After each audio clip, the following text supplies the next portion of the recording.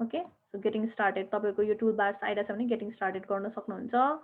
or getting started नगर्ने तपाईँलाई जुन साइडमा चाहिँ तपाईँहरूको माउसलाई क्लिक गर्न चाहिँ कम्फोर्टेबल हुन्छ त्यो नै स्टार्ट गर्ने अर गेटिङ स्टार्टेडमा चाहिँ क्लिक नगर्ने हो भने चाहिँ तपाईँहरूले चाहिँ हाम्रो चाहिँ लार्ज टुल सेट अरू तपाईँको यो स्क्रिन खाली राख्ने हो भने चाहिँ लार्ज टुल सेटलाई चाहिँ अफ गर्ने एन्ड यहाँ लार्ज टुल सेट गऱ्यो भने तपाईँको यहाँ इरेजर पेन्सिलदेखि लिएर मोडिफाई टुल ड्र टुल तपाईँको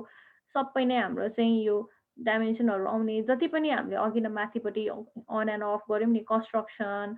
यो ड्रइङ यो एडिट यो सबै नै केमा आउने भयो त हाम्रो चाहिँ लार्ज टुल सेटमा आउँछ है सो तपाईँहरूले चाहिँ यो लार्ज टुल सेट भइसकेपछि चाहिँ तपाईँले गेटिङ स्टार्टेडलाई चाहिँ अफ गरिदिए पनि हुन्छ सो स्क्रिनलाई अलिक ठुलो बनाउने हो भने अदरवाइज राख्दा पनि तपाईँलाई जसरी कम्फोर्टेबल हुन्छ त्यसरी नै राख्ने ओके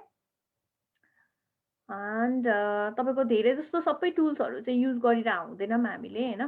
सो यसलाई मात्र अन गरेर तपाईँले चाहिँ लार्ज टुल सेटलाई अफ गर्न पनि सक्नुहुन्छ so it's your choice then we have location on end of यो हामीले चाहिँ हाम्रो जिपिएस लोकेसनहरू टेरेनहरू बनाउनु पऱ्यो भने हो लोकेसनहरू बनाउन सक्छौँ यहाँबाट देन मेजरमेन्टको टुलहरू आयो हो कसरी मेजरमेन्ट गर्ने नगर्ने मेजरमेन्टको यहाँनिर चाहिँ तपाईँको मेजरमेन्ट टुल चाहिँ अन गर्नु होला सो द्याट तपाईँले जति पनि मेजरमेन्टहरू लिनुहुन्छ नि यो एरियामा चाहिँ देखाउँछ यो लेफ्ट कर्नरमा ताकि तपाईँले जति पनि डाइमेन्सनहरू गराउनु भएको छ यो लेफ्ट कर्नरमा चाहिँ आउँछ है सो मेजरमेन्टलाई चाहिँ अन गर्ने देन अनदर इज प्रिन्सिपल तपाईँको प्रिन्सिपलमा पनि तपाईँको यो चाहिँ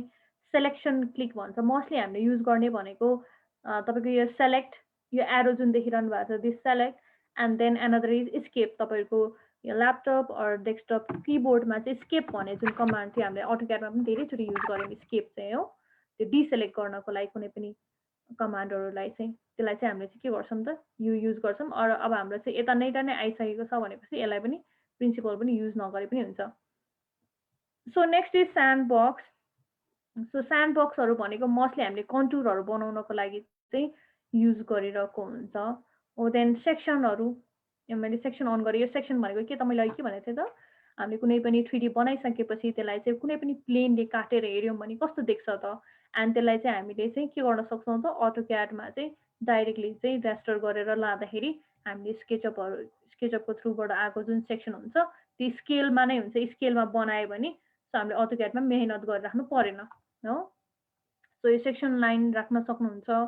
देन स्याडोज भनेर छ यो स्याडोज चाहिँ हामीले चाहेको बेला मात्रै अन गरे पुग्छ अहिले काम गरिरहेकोलाई नगरे पनि हुन्छ यो स्याडोजहरू भनेको हाम्रो जब रेन्डरिङ गर्ने कामहरू गर्छौँ त्यो केसमा चाहिँ हामीले यो स्याडोजहरू राख्ने गर्छौँ त्यस्तै गरी स्केचअप युभी भनेर छ यहाँ हो सो यो स्केचअपको युभिजहरू देखाउने हो भने चाहिँ त्यतिखेर युज हुन्छ खासै यो पनि हामीलाई चाहिँ चाहिँदैन सो यसलाई पनि अहिले चाहिँ हामी अफै गरेर राख्छौँ the next is solid toolbox भनेर छ यहाँ हो अन अफ गऱ्यो भने यहाँनिर हेर्न सक्नुहुन्छ तपाईँको चाहिँ यहाँनिर चाहिँ डिफ्रेन्ट थ्रिडीहरूलाई इन्टरसेक्टहरू गर्ने हो एन्ड युनियनहरू बनाउने यो चाहिँ सबट्र्याक्टहरू गर्ने यो चाहिँ मोस्टली हामीले चाहिँ खासै यो धेरै युज गर्दैनौँ होइन हामीले चाहिँ पुस पुल कमान्डबाट नै युज गराउनु भएको भएर चाहिँ यो कमान्डहरू धेरै जस्तो चाहिँ युज गर्दैनौँ यसमा पनि हाम्रो अटोक्याडमा चाहिँ ट्रिम एक्सटेन्डहरू सबै कमान्डहरू छ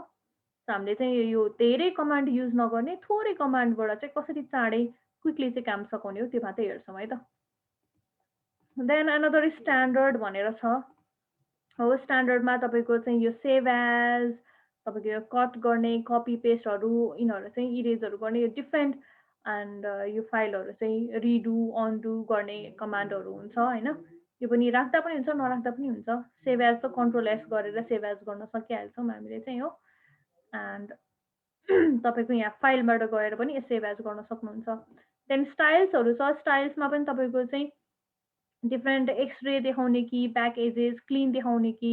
हाम्रो वायर फ्रेमहरू हिडन लाइनहरू यो चाहिँ हामीले चाहिँ मोस्टली कुनै पनि धेरै लार्ज प्रोजेक्टहरू गरेर राख्दाखेरि चाहिँ काम गर्दाखेरि चाहिँ डिफिकल्टिजहरू आयो भने चाहिँ जसरी हामीले यो ले आइजो ले अनआइजोहरू युज गर्थ्यौँ नि अटोक्याडमा त्यसरी नै हामीले चाहिँ यसमा चाहिँ यो डिफ्रेन्ट फ्रेमहरू युज गरेर चाहिँ काम गर्न इजिनेसको लागि मात्रै हो है यो मोनोक्रोमहरू यो टेक्सचर स्टाइल्सहरू सो यो धेरै युज गर्नु पर्दैन सो मैले स्टाइल्स